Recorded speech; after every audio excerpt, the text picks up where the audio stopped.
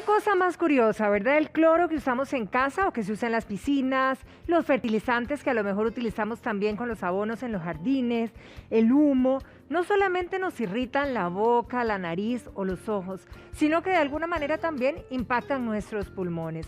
Por eso hoy está con nosotros el doctor Luis Corrales, él es médico oncólogo, pero hoy vamos a profundizar justamente en este tema porque queremos tener pulmones sanos. Doctor, muy buenos días. Muy buenos días, muchas gracias. Un placer tenerlo en casa y sobre todo cuando revisábamos un estudio de la Universidad de Bergen que se hizo en Noruega y que explica que los productos de limpieza del hogar, óiganlo bien, pueden ser tan dañinos para los pulmones como fumarnos un promedio de 30 cigarrillos. ¿De qué se trata esto, doctor? Bueno, realmente hay muchas cosas que pueden irritar los pulmones y que pueden tener y cambiar estructuralmente el pulmón desde el punto de vista de las células. Son cosas que irritan, son cosas que inflaman estas células, ya como el cigarrillo, pues otras cosas que estamos inhalando, pues también se ha relacionado a esto. Ahora, ¿cómo debe ser el manejo entonces, verdad? Si hablamos de que pueden ser irritantes, bastante de estos, de que son los tradicionales, ¿cómo los manejemos para que no afecten, digamos, a mediano o largo plazo? Iniciemos por el cloro, quizá, que es el más común de tener en casa. Claro, muchas de las cosas son inhalaciones directas cuando estamos en espacios cerrados y eso pues obviamente puede afectar. Lugares un poco más abiertos en donde tal vez los humos que tal vez ni siquiera estamos viendo, pues estamos inhalando y son cosas que obviamente nosotros tenemos que tomar en cuenta. Ahora a veces cuando estamos en lugares pues también mascarillas nos pueden ayudar para evitar esta inhalación de estos productos. Bueno, que podría ser, ¿verdad?, una práctica que ahora sí la utilicemos cuando eventualmente dejemos las mascarillas, cuando utilizamos esto en casa, tenerlas, ya que no somos ajenos al uso de mascarilla.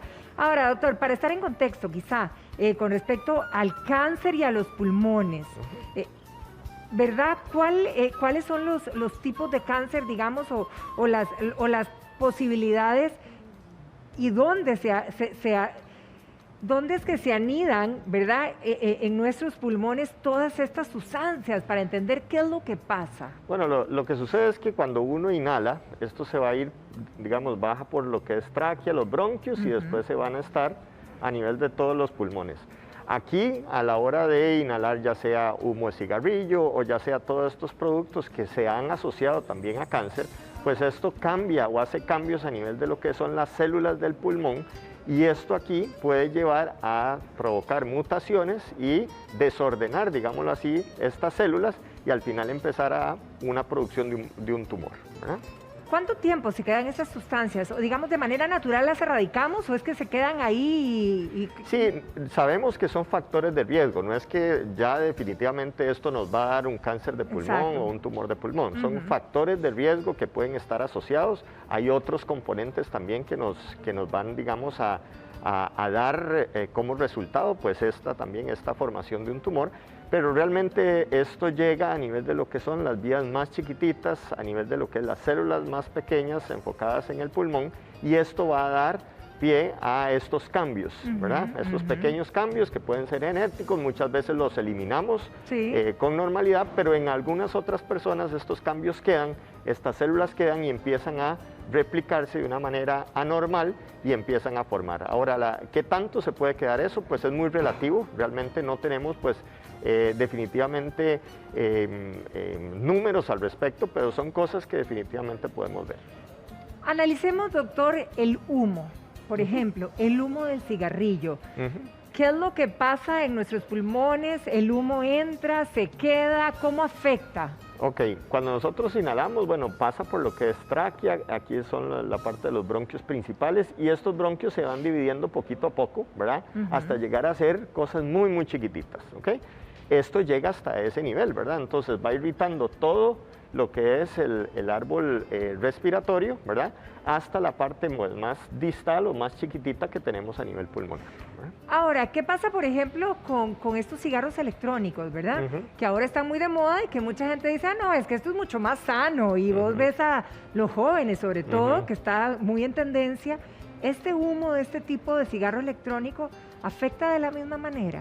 Bueno, hay varios estudios que nos hablan que quizás el daño más importante con la parte del cigarrillo eran los niveles o las temperaturas de combustión, ¿verdad? que teníamos.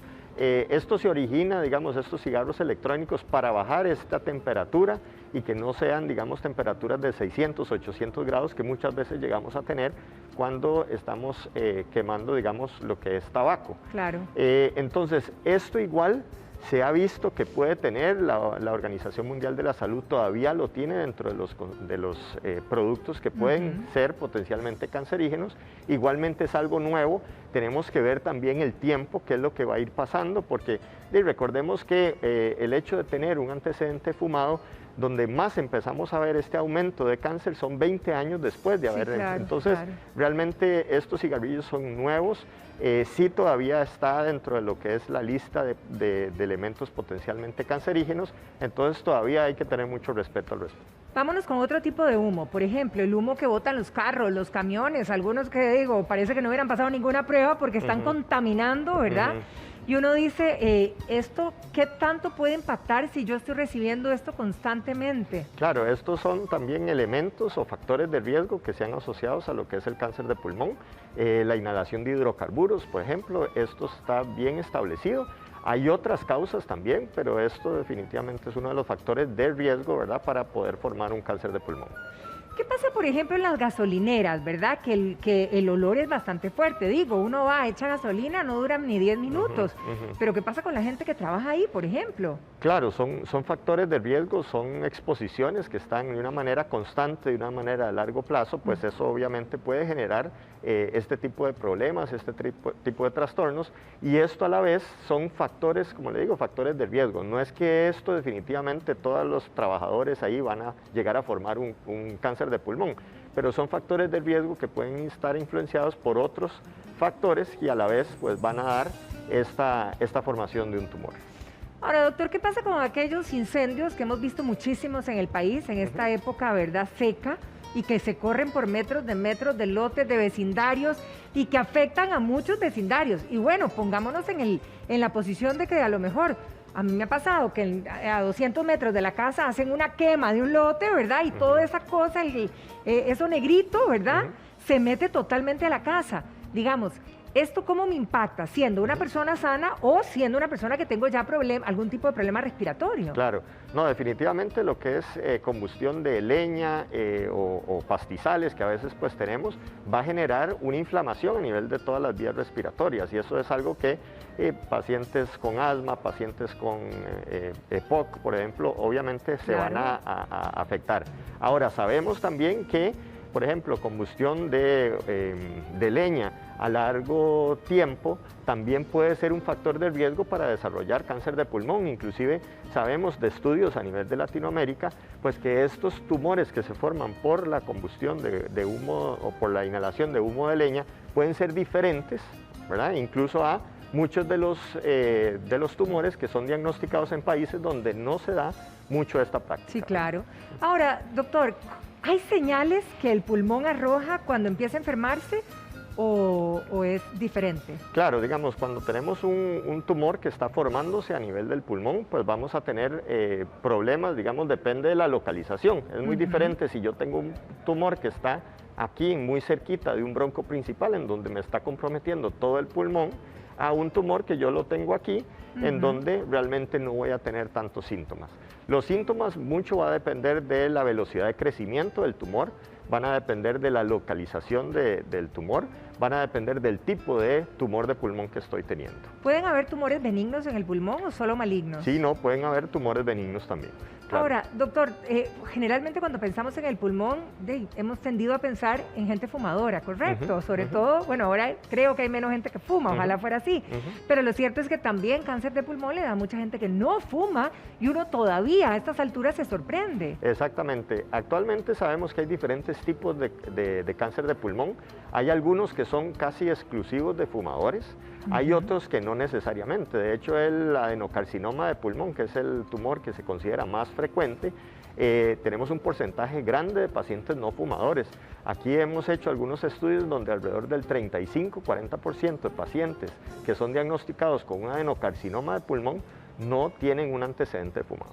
¡Wow! Es bastante alto. Ahora, este cáncer, usted decía que hay ciertas lucecitas, pero esas luces que vienen de emergencia, ¿son rápidas o es cuando ya está el cáncer avanzado, doctor? Depende nuevamente de la localización. Como le digo, si nosotros tenemos un tumor aquí muy pequeño, pero que me está comprometiendo un bronquio principal, pues eso me va a dar síntomas muy rápidamente a pesar de que el tumor es pequeño. Si yo tengo un tumor pues mucho más alejado, estos síntomas generalmente van a ser ya cuando la enfermedad está mucho más grande, cuando la enfermedad se ha ido a otros sitios, y lamentablemente en nuestro país seguimos teniendo que la mayoría de tumores, cerca del 70-80% de tumores de cáncer de pulmón, son diagnosticados ya en un estadio avanzado, cuando ya la enfermedad no es curable. Qué triste. ¿Y eso por qué? Porque no hay entonces, o dejamos pasar las emergencias o no.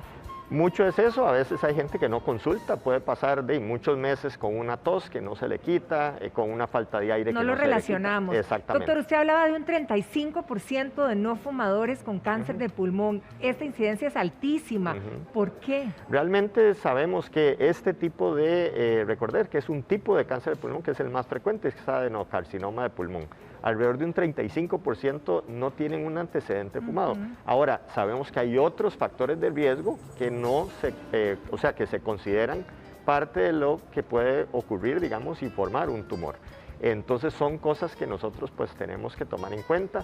Hay también inclusive ideas o teorías, ¿verdad?, que hay algunos genes que pueden estar predeterminados para la formación de esto cuando nosotros tenemos exposición, qué sé yo, a humo de leña, a hidrocarburos, a una cuestión que se llama el radón, que se considera el segundo factor de riesgo más importante después del tabaco. Ahora, doctor, ¿cuáles son las alternativas para enfrentar un cáncer de pulmón? Bueno, lo más importante es consulta pronta, apenas nosotros tengamos alguna señal, qué sé yo, tos de más de 2 semanas de evolución, pérdida de peso que no se nos explique, falta de aire que no se nos explique, pérdida de apetito, cansancio de un tiempo, digamos, prolongado. Entonces son cosas que nosotros tenemos que realmente buscar la consulta, ¿verdad? Y entonces ahí definir hacia dónde nos vamos. Igual también es parte de lo que la educación, no solamente a nivel de la población, sino a nivel de servicios de salud, porque para nosotros diagnosticar un cáncer de pulmón tenemos que pensar en un cáncer de pulmón, si no, nunca va si no, no lo vamos a relacionar. Ahora, alternativas, además de cuando ya se diagnostica, radio, quimio, inmunoterapia, ¿cuáles son? Claro, tenemos ahora a nivel de lo que es pulmón muchísimas opciones y esto ha crecido enormemente en los últimos 10 años. Depende mucho de dónde va a estar localizado el tumor, si es un tumor localizado o si es un tumor que se ha ido.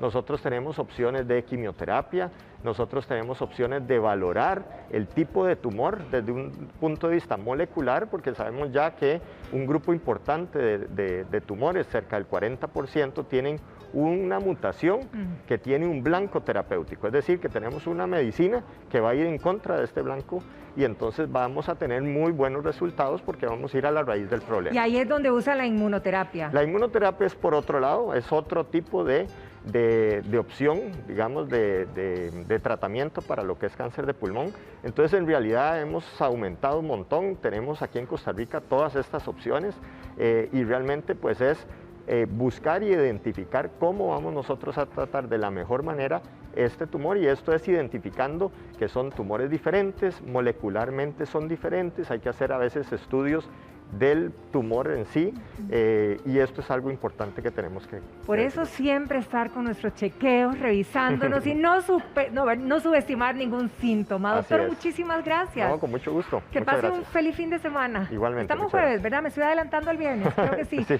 Bien, continuamos.